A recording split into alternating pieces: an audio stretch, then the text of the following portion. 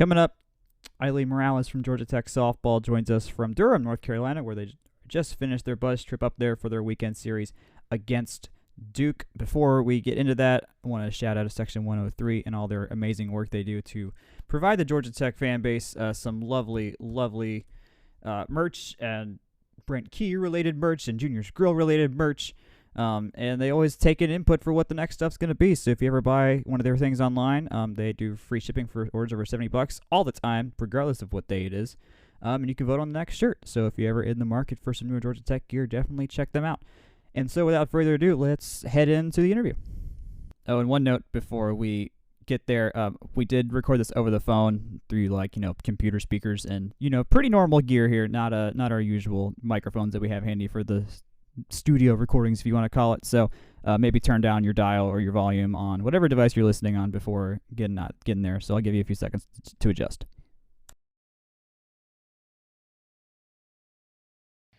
Let's just can we rip the Band-Aid off from last night and acknowledge that I guess last night probably wasn't your favorite day of the season, I'd have to guess, against Alabama State. Yeah, I think that definitely was a disappointing loss. I don't think there's really any other way around it. At that point in the year that we need to play at a better level. So, disappointing is probably the best way to say it. Yeah. Were you hoping to have Sophia Boyles just carry some innings there to just take some of the load off of Blake so you didn't have to throw her that night? Yeah, I think from a matchup standpoint, I think that, the lineup we put on the field was a good matchup for the opponent we were facing. And, so at the end of the day, you want to put people in position to be successful, to get innings, to get, some confidence. And unfortunately, that wasn't kind of the outcome we got. But, credit to Blake for coming in, competing, and also Chandler came in through some great innings. Yep. It wasn't obviously the outcome that any of us had hoped for in that setting. Have you been hoping to use Sophia more this season, or is she at the innings amount that you maybe would have expected at this point? She's thrown some great innings for us, and against some quality opponents, and I think that kind of the way the game is at this point, you're not going to really beat anybody with just one arm for 7 innings. Yeah. The offenses are too good, and so, she has been effective when her changeup is on. She's extremely effective. She probably has the best spin rate of all of our pitchers. So, I think that the piece there is, she's not a freshman. She's a sophomore from an experience standpoint. So getting her and trusting her in some pivotal games and pivotal series this season, we have confidence in her skill set and to be able to match her appropriately, with the rest of our staff. So it definitely was one of those things, because she's had some pretty stressful starts to be honest. She started against some tough opponents. So again, trying to match people up, I think, appropriately and stuff, and but at the end of the day, they're the ones in control of pitching the ball, hitting the ball, making the plays. So you just but I think that maybe that was a lot of character for her, for whatever reason. But we definitely have plenty of confidence in her. Yeah, and you mentioned the schedule's been brutal. When we've looked at it this year, and at least for me and Jake and Akshay, we've looked at it, or how we've tried to study it. It's like it seems like, you're playing the top 4 teams doesn't really help in terms of keeping the schedule easier, so to say. But at the same time, y'all are winning a lot of games, especially when not playing those teams. Do you feel like y'all's record is reflective of how well you've played this year? Or is there some wiggle room where there's some games you want back, or do you feel like you've given away? In full disclosure, I think there's definitely some games that we probably should have came out on top. Yeah. And so, do I think that from a scheduling standpoint, I think it's the 18th strength of the schedule in the country. And I think there was a stretch there where 12 games where there was no break. Right? Yeah. And what you're facing, teams with sub-2 ERAs, and so you had to perform at a high level, both offensively and in the circle, to be able to stay in those games. But I definitely think there's some, missed opportunities possibly, but I think as a coach, you always look back, and probably always a couple that you're like, man, we should have pulled those out. So, again, it's one of those things where I think it's last year was a big step, and then this year was, now we're at a place in the program where you want to have consistency. Yeah. And that's kind of that next step is having that consistency when you step on the field day in and day out, because you expect to beat everybody, but we need to consistently show up and compete. Does it feel like at any point you're about to break out into another level this year, but it just hasn't come yet? Do you think there's a little bit more y'all have? I mean, Duke's probably a great opponent to maybe get that as well, considering any win now is a very welcome sign. Yeah, I think that there's definitely a piece there with, and I've felt this all year. Like, I believe we can compete with anybody. I don't think that. But we have to put it all together. Yeah. Like, you got to have two phases at least firing. Like, you got to have either, your pitching and some timely hitting, or we've got to have two of those three aspects, going to be able to, pull out some wins against ranked opponents. And so I think Duke definitely is a team we're familiar with. We played them 3-4 times last year. Yeah. They're different, but we have a good bit of familiarity with them. And so, it's a great opportunity against a great opponent to just, lay it all out there and see, what we can do when we're not pressing. Mm-hmm. I know the lineups changed here and there throughout the year, and like Reese Hunter hasn't gotten as much time as she got at the beginning.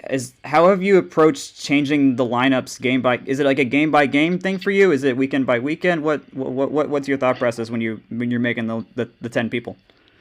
Yeah, I think that there's that's been a constant theme and question I think that I get, which I don't necessarily think about it like when we talk with players, we talk with them about these are the spots, like this is the kind of this range is where you could be batting in the lineup, and I don't necessarily expect them to be attached to it, but there's been injuries and there's been a lot of like people in and out that have kind of not allowed for there to be a consistent lineup week in and week out, and so part of all that stuff bouncing around is a result of that, of people being in and out of the lineup, of us having to adjust hitters who are good matchups versus the opposing pitchers, and trying to put the best defense on the field as well that can put up a good bit of runs. So it's definitely been challenging from a standpoint of like can we trying to put again the most bats out there that can steal some outs for us on defense as well. So I think that's just been, piecing it together. And, Emma Cow's been a 3-year starter for us behind the plate, and she does a great job of managing the pitchers. And, sometimes that what comes with that experience is, maybe doesn't always show up on a stat sheet. Yeah. But that familiarity with the pitching staff is huge too, and that comfortability is huge too. And so Reese has done a great job, and she's contributed in a ton of ways, and she's that she's maturing as a freshman. Those matchups matter offensively as well. So those are pieces of it. Yeah. What from this? Is there anything specifically that you're hoping to see this weekend with any player, or just what is there? Do you have a key? Do you have a key for yourself of like if we get? I mean, maybe you said you gotta have the pitching, gotta have the hitting, gotta have the defense at the same time. But is there a specific point you've been pushing with the players to like? All right, let's focus on this more than anything. We've preached this a lot of the season. Is offensively, our run batters advances, so RBA, like being above 50%. Anytime you're up in that range, that 60% range, you're usually winning ball games. So, getting runners on base and actually advancing them, productive at bats would be, I guess, what I'm talking about. And then from the pitching side, I mean, we've got to limit the free passes, and that's been what's plagued us most of the year.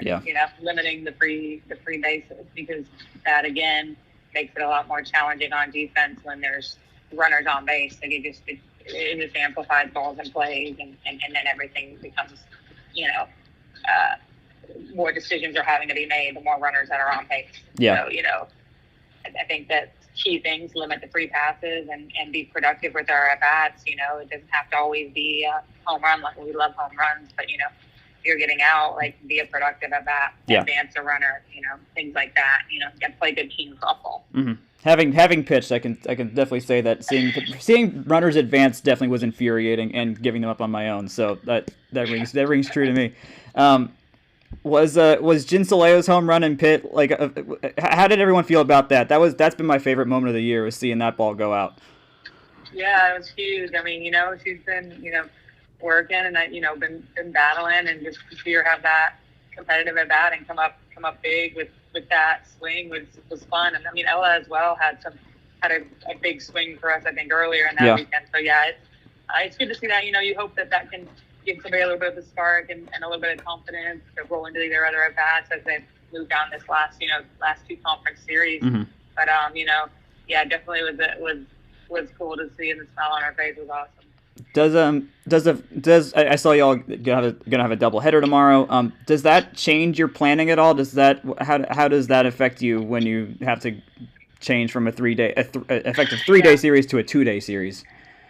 It's definitely. I mean, I think both sides at this point in the year, nobody really wants to play a doubleheader. I think you're kind of trying to you get towards the end of the regular season and you're wanting to save your arms and again, those are just long days, but it definitely affects strategy. You're trying to figure out, how to match up what pitcher versus what, where it's a little harder when it's two in the same day. And a lot of the times you're going to see all the arms just because of the nature of that, the length and the amount of innings. So, we're not strangers to that. We've unfortunately, I think probably 4 of our 6 series at this point, I think we've played a doubleheader in. So, we're kind of just like, okay, this is, or maybe it's 3 of the 6, so half of them we've played a doubleheader in. It's still so a lot, it's a lot, and again, though, weather's been a challenge or something we faced all year, but both teams have to deal with it. So you just got to navigate it, and again, I think it just creates a different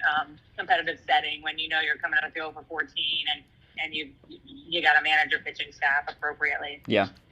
I know I was looking at the standings before we got on the phone, and I know y'all finished with North Carolina next weekend, and then there's a non-zero shot y'all end up playing them in the first game in the ACC tournament as well 3 days after that series, assuming it finishes on Sunday. Are you even looking ahead to the ACC tournament now at this point with the kind of narrower range of who you might play? Is that even in your head right now? No. I mean, at this point, truthfully, it's just day to day, just trying to be present as much as possible, and we can't think that far ahead, Obviously you look, but it's like that can't be too much of a distraction or too much takes away from what you're currently focusing on. So it's like, when we're in Pitt, we're worried about Pitt. When we're here, we're all in on Duke. And so I think that, those things might come into play, but, you're not guaranteed any of that. And you got to worry about the task at hand and let the chips fall where they may. Yeah. I think that's all I got. I didn't want to hold you for too long because I know y'all are on the road. So thanks a ton for hopping on. I really appreciate it. I know we tried to work stuff out last week or 2 weeks ago, so I apologize for us not. Oh no, you're good. Getting together sooner. But we do. Just so you know, Jack, we appreciate the support and we appreciate the coverage. I know, any stuff that y'all do to promote the program means a ton. So just want to say thank you. It is our pleasure. I'm always glad to be at the games when I can be out there. So. Yeah, definitely. Appreciate it, man. All right. Thanks, Aileen. All right, back on the microphone. I didn't want to leave just there because the stats they're kind of interesting if you dive into this kind of stuff. Their totals of their opponents in terms of offense and in terms of how they're outputting and what opponents are doing are remarkably similar. They have more hits. They have 304 hits this year to 267 of their opponents. But they have 15 fewer home runs, only 8 more RBIs, only 9 more total bases. Slugging's up 9 points, average is up 13 points compared to opponents, so that's nice. They strike out far fewer than their opponents do, and they've scored more. But, I mean, they are sitting at a 24-21 record, so, they've had some big blowouts. They've been blown out before.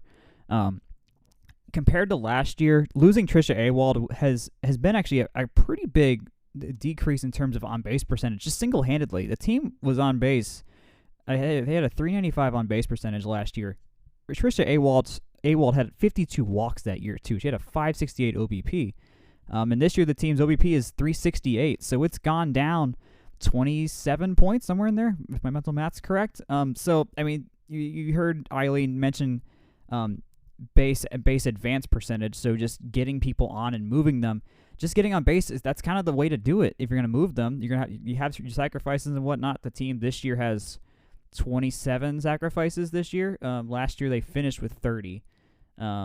So it's a curious case of just the team being really close to their opponents. I mean, they're 12-14 at home, 9-6 away, 6-12 in the ACC. But as we mentioned, the schedule has been brutal, having played the top 4 teams in the conference in full series. So it's rough in its own ways, and in some ways they also you got to win the games. You got to play the games and you got to win them. So notably, just in the pitching, Chandler Dennis is sporting a 3.67 ERA. Last year, she had a 2.93. Blake had a 2.51 last year, and this year she has a 3.73. So I didn't want to mention that just because it seemed like things were already rough enough after the Alabama State loss yesterday. But the ERAs the pitching isn't as great. It's just simple as that. I don't necessarily want to assume that that's the reason why they're losing, because they've had some close games that they've lost that would put them in a different spot. But losing to Alabama State last night was in a lot of ways it wasn't good. It just simply was not good. They were somewhere near 230 or below in RPI, and Tech somewhere in the 50 to 60 range. And so we'll see. I don't have a subscription to D1 softball, so I haven't seen their most recent top 64 make the tournament predictions. But losing that game definitely did not help in any way, shape, or form. So we'll see how this goes. They play Duke twice tomorrow or today when this comes out. And then I think the forecast has rain on Saturday, so then they'll finish on Sunday. And then they host North Carolina. That North Carolina series, which is also Taylor Swift weekend in Atlanta, so just be aware of the traffic. Those are the last 3 games in Mewbourne Field this year, so that if you want to come out and see them play, that is your last chance before next February, when I assume Buzz Classic will happen again, and we'll host some teams from all over the Eastern Seaboard. So that's all we got for today. Thank you so much for listening in. We want to put this out now just because we will not be recording until next Tuesday with how me and Jake and Akshay's schedules line up. So our next episode will be dropping on Wednesday. That is April 2030. I don't know. What is it? April 26th. All right, April 26th. The Braves play the Marlins that night. Cool. All right. Well, there y'all go. Thanks for listening. Have a good one, y'all. I forget Jake's normal outro, but anyways, go Jackets. Have a good time, y'all.